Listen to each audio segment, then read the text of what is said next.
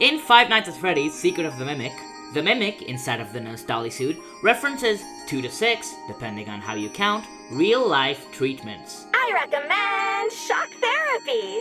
You need a lobotomy. These are 2 very concerning recommendations. Shock therapy may refer to electroconvulsive therapy, a graduated electronic decelerator, and insulin shock therapy.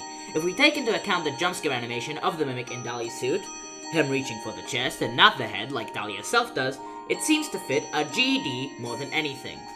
Meanwhile, a lobotomy is a surgery severing connections to and from the prefrontal cortex, which is part of your frontal lobe. Other than the obvious reference to the bites of 87 and 83, this may have another significance. Both lobotomies and GEDs are used to fix neurological disorders, psychological disorders, disobedient children, and queer folk.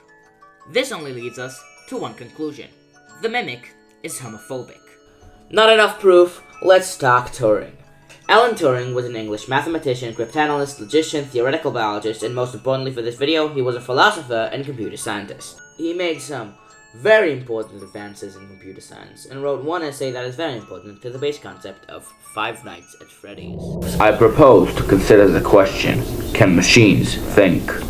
Reading Machinery and Intelligence, it's an essay about, I don't know, something or other. I'm not a computer scientist. Point is, it says that thinking is hard to define, so instead of asking whether a machine can think, we should ask whether it can do what thinking beings can. It also introduces the Turing test, where if the machine can make you think you're talking to a person, it can be considered thinking.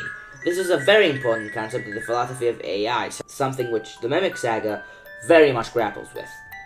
A year after this essay, in December 1951, Turing would meet a man outside of the Regal Cinema, and they went out to lunch. A month later, they would start an intimate relationship, also known as having sex, fucking, and they was doing it! Later that same month, Turing's house was robbed. The man told him that he knew the robber. Turing went to the police with all this information, and it basically went like this. Hey, so, my house was robbed? Damn, that sucks. Yeah, my boyfriend said, you have a boyfriend? Turing was chemically castrated for being gay and killed himself 2 years later. Supposedly.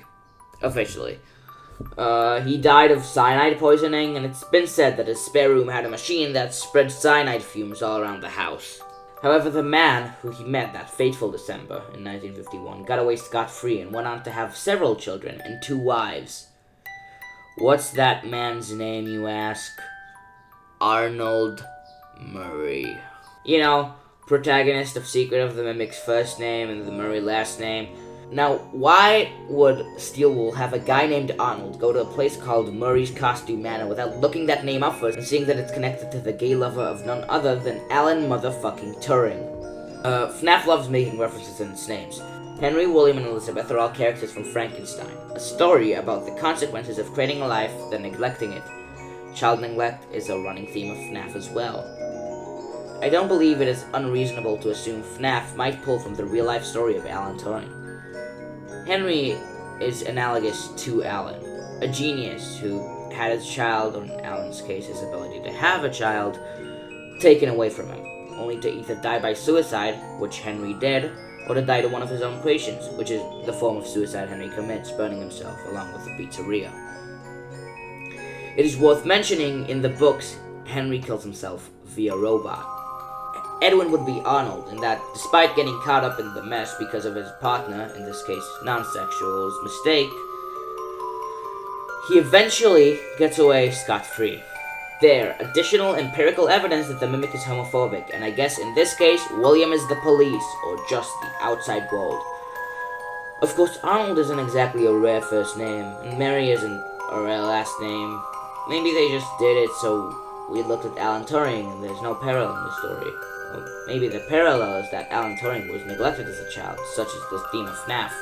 Shock therapy and lobotomy are both used on misbehaving children by parents who can't be bothered.